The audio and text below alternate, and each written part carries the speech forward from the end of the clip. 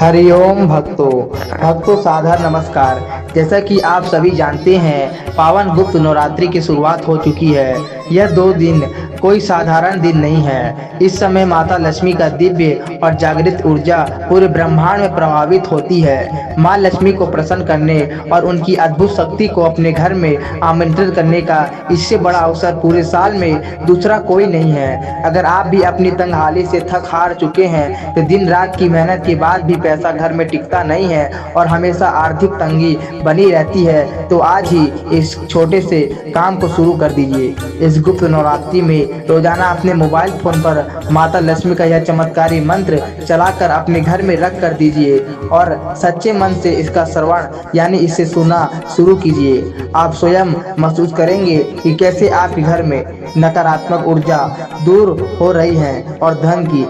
एक मार्ग खुलने लगेगी। यह साल 2026 आपकी जिंदगी का सबसे बेहतरीन साल साबित होगा और आपकी अमीरी की कैदी आसान हो जाएगी। माँ लक्ष्मी पर पूरा भरोसा रखिए और वह कभी भी कमेंट बॉक्स में अपनी हाजिरी लगाते हुए पूरी श्रद्धा से लिखिए, जय माँ लक्ष्मी। आइए मंत्र का श्रवण करते हैं। ओम खड्गं चक्रगदे सुचाप परिघां शूलाम्बुशोण्डीं शिर शङ्खं सन्दधतीं करे स्त्रीनयना सर्वाङ्गभूषामृतां लीला श्यामदुतिमास्य पाददशकां सेवे महाकालिकां यामास्तत्त्वपिते हरो कमलजो हन्तो मधुं केटभम् हन्तो मधुं केटभम्। ॐ खड्गं चक्रगदे सुचाप परिघां शूलाम्बुशोण्डीं शिर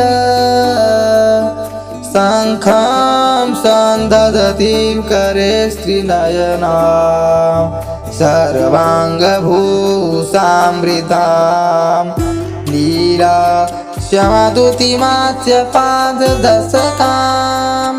सेवे महाकालिकां यामास्तत्त्वपिते हरो कमलजो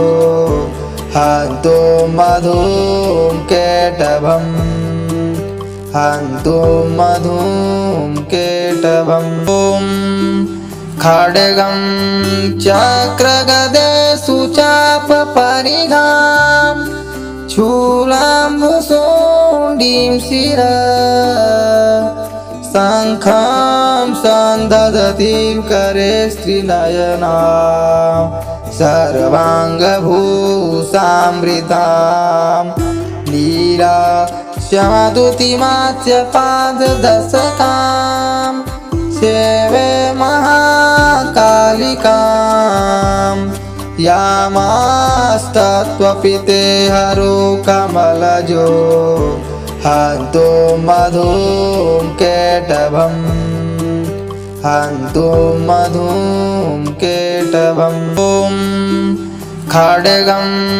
चक्रगदे सुचाप परिघां शूलाम्बुशोण्डीं शिर शङ्खं सन्दधतीं करे स्त्रीनयना सर्वाङ्गभूषामृतां लीला श्यामदुतिमास्य पाददशकां सेवे महाकालिकां यामास्तत्त्वपिते हरो कमलजो हन्तो मधुं केटभम्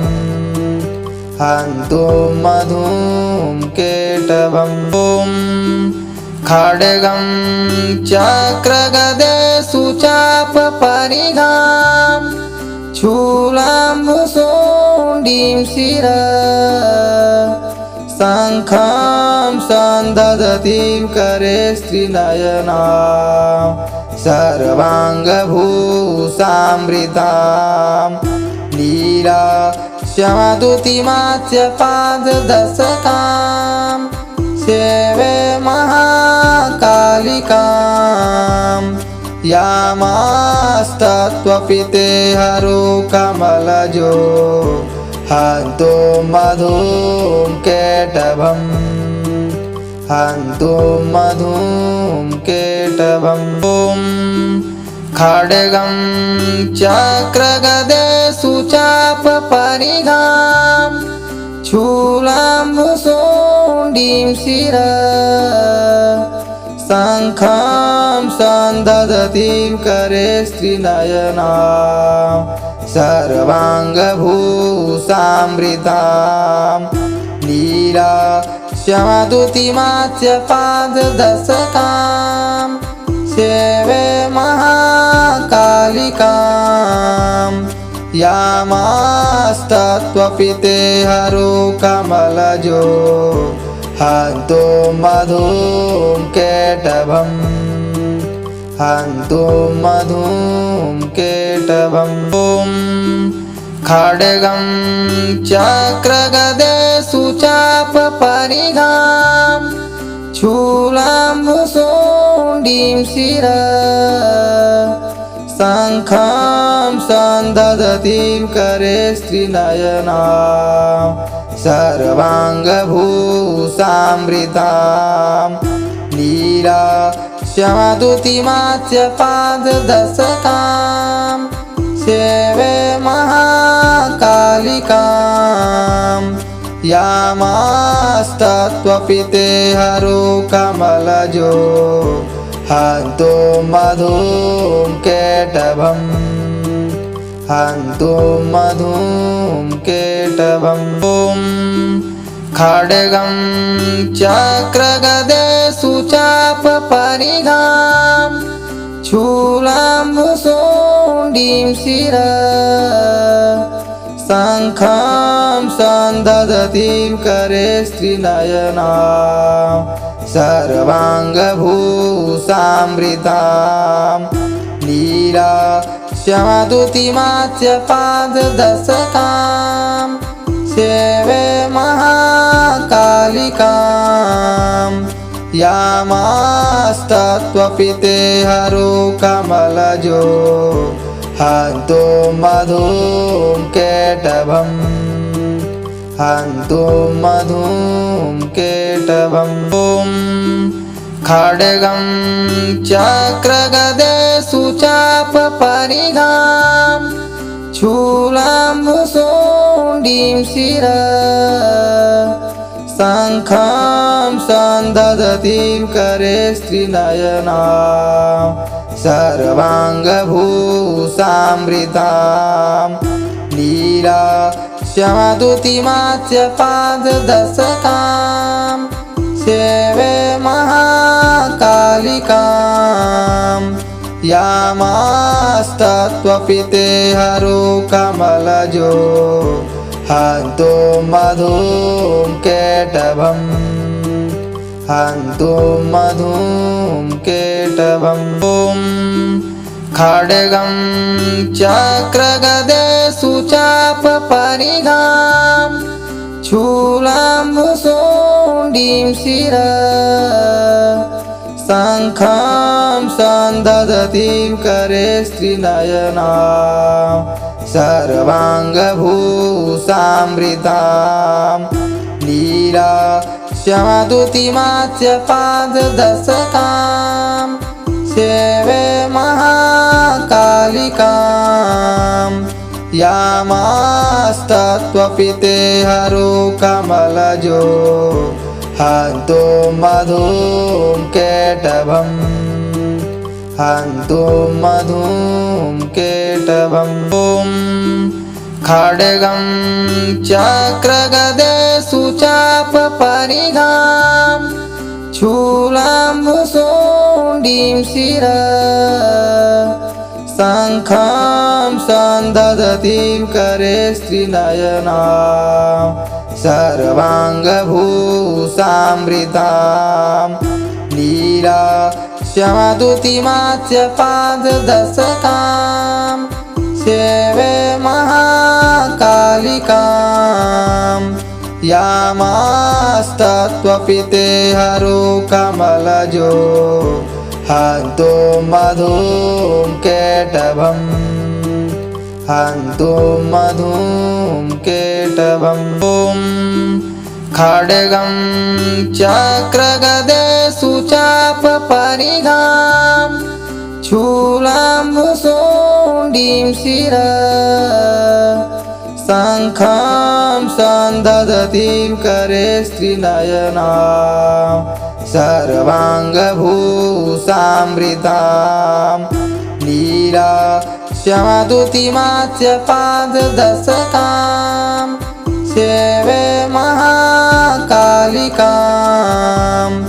यामास्तत्त्वपि ते हरो कमलजो हन्तो मधुं केटभम् हन्तो मधुं केटभम् ॐ खड्गं चक्रगदेषु चापपरिघां शूलाम्बुशोण्डीं शिरा शङ्खं सन्दधतीं करे स्त्रीनयना सर्वाङ्गभूषामृतां नीला श्यामदुतिमाच्य पाददशकां सेवे महाकालिकाम् यामास्तत्त्वपि ते हरो कमलजो हन्तो मधुं केटभम् हन्तो मधुं केटभम् ॐ खड्गं चक्रगदेषु चापपरिघां शूलाम्बुशोण्डीं शिरा शङ्खं सन्दधतीं करे स्त्रीनयना सर्वाङ्गभूषामृतां नीला श्यामदुतिमाच्य पाददशकां सेवे महाकालिकाम् यामास्तत्त्वपि ते हरो कमलजो हन्तो मधुं केटभम् हन्तो मधुं केटभम् ॐ खड्गं चक्रगदेषु चापपरिघां शूलाम्बुशोण्डीं शिरा शङ्खं सन्दधतीं करे स्त्रीनयना सर्वाङ्गभूषामृतां नीला श्यामदुतिमाच्य पाददशकां सेवे महाकालिकाम् यामास्तत्त्वपि ते हरो कमलजो हन्तो मधुं केटभम् हन्तो मधुं केटभम्। भक्तों, वीडियो देखने के बाद वीडियो को लाइक करके जय माता लक्ष्मी अवश्य लिखिएगा। अपनी मनोकामना लिखिएगा, आपकी मनोकामना हर दिन पूरी होने लगेगी।